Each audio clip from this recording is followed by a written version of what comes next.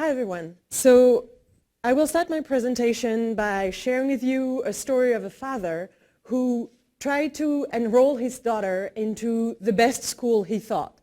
He bought a very expensive apartment in the school district, and the education bureau changed the school district. And so this father, who invested a lot of money, time, and energy, thought it was treated unfairly. So he sued the education bureau. So in China, it shows how parents can go to lengthy ways in order to get the best resources, education resources for their parents. So really my research is about how parenting in China becomes politics, how parents are empowered by the government to choose and find the best resources, the education resources for their children, and then get into politics in order to obtain those resources. So in China, the government talks a lot about how education is here to improve the quality of the population. So it's an authoritarian regime empowering parents for getting best education. Parenting practices become politics. How does this happen?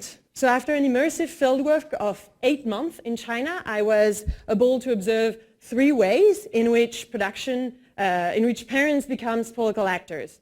First, through production of knowledge.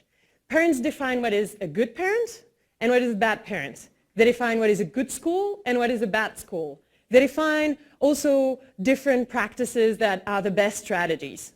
Through also solidarity networks. So in this picture, you can see parents learning from model parents. So you have those model parents who are selected because they have the best children. Those children are successful.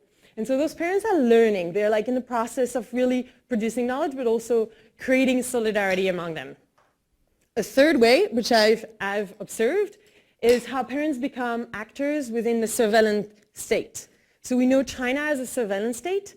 In the second picture, you can see feeds from video surveillance cameras that are in the different classrooms where parents, when they're waiting for their child to go out of their classroom, they can actually see what's happening in the classroom, and they can monitor what the teacher is doing, what their child is doing, and then come back to the teacher, oh, I did not appreciate how my child was doing, but also how the teacher was teaching and the practices what's happening.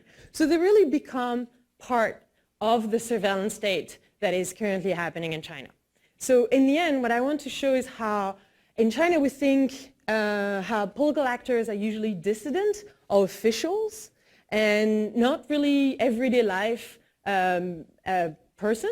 But here I show how parents become political actors in their everyday lives in the way they choose education for their child. Thank you very much. And